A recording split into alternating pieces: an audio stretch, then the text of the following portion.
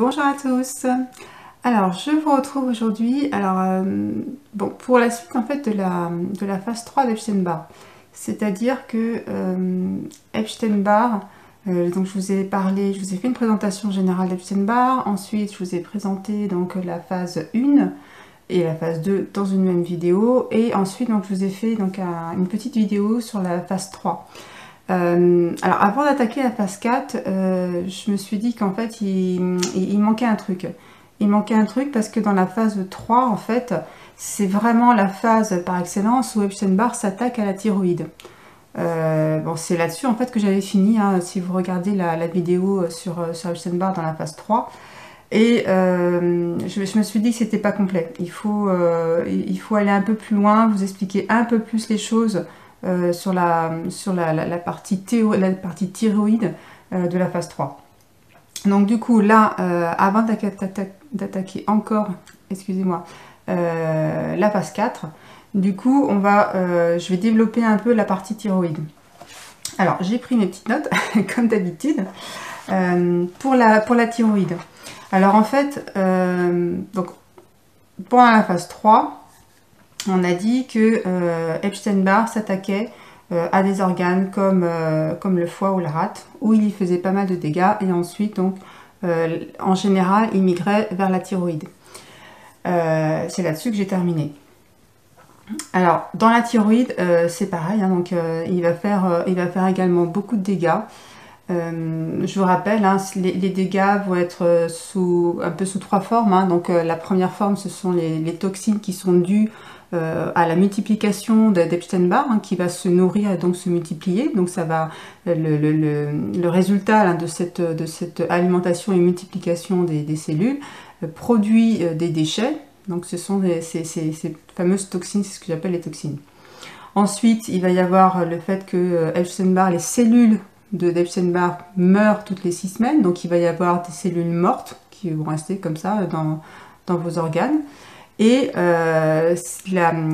comment on va dire que c'est la conséquence de ces deux premières causes, enfin de ces deux premières activités en fait d'Epstein-Barr, va conduire à la sécrétion donc de neurotoxines.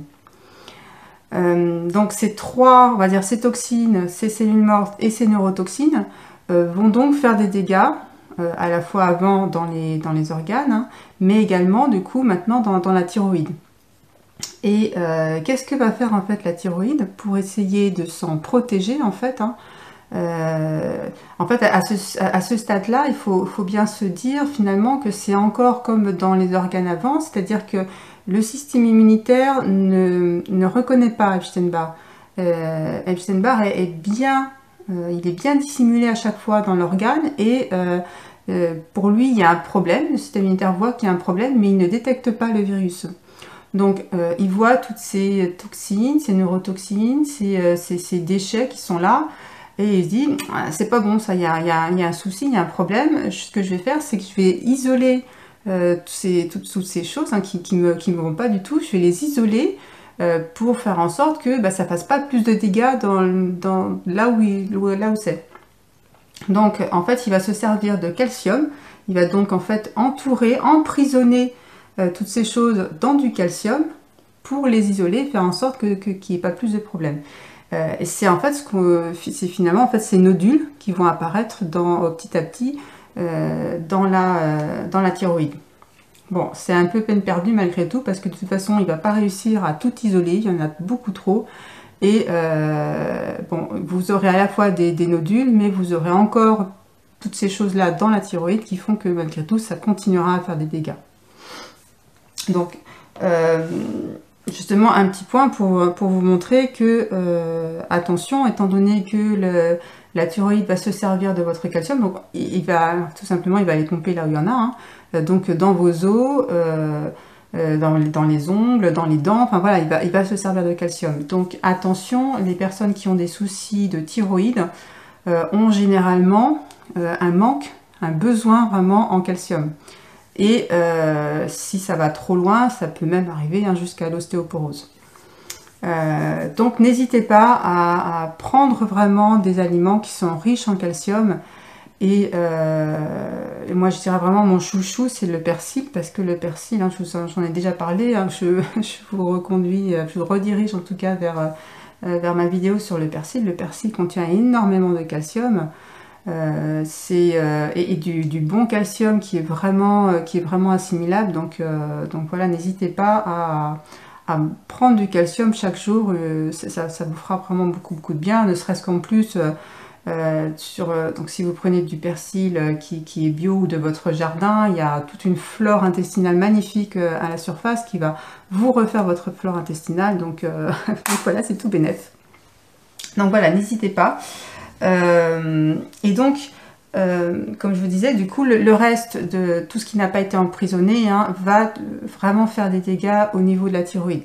Alors, je vous donne une liste, hein, de ce que Medical Medium donne comme conséquence. Il y a la prise de poids qui peut être due à tous ces problèmes de thyroïde, la fatigue, une grosse fatigue, mais également, et ça on n'y pense pas souvent, à une confusion mentale, une perte de mémoire. Donc oui, il faut le savoir, c'est dû également à un problème de fonctionnement de la thyroïde, de la dépression, la chute des cheveux, de l'insomnie, de la faiblesse musculaire, oui, fragilité des ongles, et encore au moins une dizaine d'autres de symptômes. Donc voilà, c'est pas anodin du tout, et parfois, donc toutes ces conséquences, on les associe pas forcément à ce problème de thyroïde, mais c'est vraiment dû à la thyroïde. Et ce que nous précise aussi Anthony William, et je trouve ça vraiment intéressant, c'est que pourquoi en fait, parce que Epstein-Barr, voilà, il va se loger dans certains organes, et pourquoi en fait finalement au courant de la phase 3 il va se diriger vers la thyroïde, c'est pas pour rien, c'est parce que la thyroïde est vraiment un organe qui est un peu l'organe, on va dire, équilibre dans notre corps. Et donc quand il va s'attaquer donc à cet équilibre, le système immunitaire, comme il se met vraiment en route, hein, on le voit, eh bien les glandes surrénales vont elles aussi se mettre en route, elles vont sécréter beaucoup d'adrénaline, et l'adrénaline, Epstein-Barr en raffole. C'est voilà, comme je vous avais dit déjà dans des précédentes vidéos, l'adrénaline c'est catastrophique, parce qu'effectivement tous les pathogènes en raffolent, et donc Epstein-Barr. Donc qu'est-ce qu'il va faire? Du coup, Epstein-Barr va tout simplement se renforcer grâce à ça, il va prendre beaucoup de force, et son but ultime, ça va être quoi? Ça va être en fait d'attaquer votre système nerveux. Voilà. Et donc le système nerveux, c'est le but de la phase 4. Donc là, ça va être une petite vidéo, parce que du coup, j'en profiterai du coup la prochaine fois pour vous parler vraiment de la phase 4, et du coup, voilà, du fait qu'il s'attaque du coup après au système nerveux. Donc voilà, on grignote petit à petit. Là, c'est donc la fin de la phase 3, donc effectivement, il y aura la phase 4. Après, donc j'essaierai de faire un peu un condensé, hein, de ce que propose, en tout cas des pistes, hein, vraiment de ce que propose Anthony William pour contrer donc Epstein-Barr. Voilà, c'est vraiment des pistes, parce que bon, il faut faire attention bien sûr à ne pas tout généraliser, même si bien sûr il y a quand même des grosses tendances, hein, bien sûr, mais il faut toujours faire attention à ce que chaque personne est quand même différente, et que il y a tellement de choses qu'il propose que il faut aussi savoir plus vers lesquelles se diriger en fonction de l'ensemble des symptômes de la personne, bien sûr. Comme je vous avais dit, hein, tout est lié. Voilà, comme je vous avais dit dans ma vidéo, tout est lié. Je voudrais juste revenir sur un point par rapport à ma précédente vidéo, où je vous parle donc des enzymes et des probiotiques. Je pense que je n'ai pas assez insisté là-dessus. Si j'ai fait cette vidéo, je sais qu'on parle très souvent des probiotiques, bon, beaucoup moins souvent des enzymes, et pourtant c'est vraiment important. Mais pourquoi j'en ai parlé, c'est parce que je vous ai dit à un moment donné que ça pouvait vous amener à des maladies plus importantes, comme les intestins irrités, ou la maladie de Crohn, des choses comme ça, mais pas que. lorsque l'on a un problème d'assimilation des nutriments, petit à petit, alors ça se voit pas bien sûr aussitôt, hein, mais petit à petit, vous allez avoir en fait un manque, soit en vitamine de telle ou telle, ou pour un tel ou tel minéral, et c'est vraiment comment ces manques vont de plus en plus grandir, et vous allez avoir de plus en plus de soucis de santé, c'est-à-dire pas forcément donc des soucis liés aux intestins, mais des soucis plus divers en fait. Vous allez peut-être avoir des problèmes plus d'insomnie, un organe qui va fonctionner un peu moins bien, mais ça va être ça va être des choses plus difficiles. En fait, on va avoir plus de mal à trouver la cause. C'est ça que je veux vous dire. C'est que c'est pas... souvent, on a du mal à faire le lien entre le fait que, voilà, on a des soucis de santé, mais alors on se dit, ah ouais, alors je manque de ça, je manque de ci, je manque de ça. Peut-être, hein, on fait des prises de sang, on fait plein de trucs. Bon, on voit pas forcément parce que, bon, voilà, les prises de sang ne sont pas forcément révélatrices de tout. Ça, vous le savez, bon, j'en ai déjà parlé. Mais voilà, on se rend pas compte en fait que finalement la cause toute première, c'est finalement une mauvaise assimilation parce qu'on mange bien, on mange super bien, on prend pas de malbouffe, on prend pas de soucis, on mange super bien, on mange beaucoup de fruits et légumes et tout, mais on se rend pas compte que comme on assimile très très mal tout ça, et bien malgré tout, il y a quand même des carences, et des carences qui deviennent de plus en plus importantes et qui font qu'à un moment donné, on va avoir divers symptômes.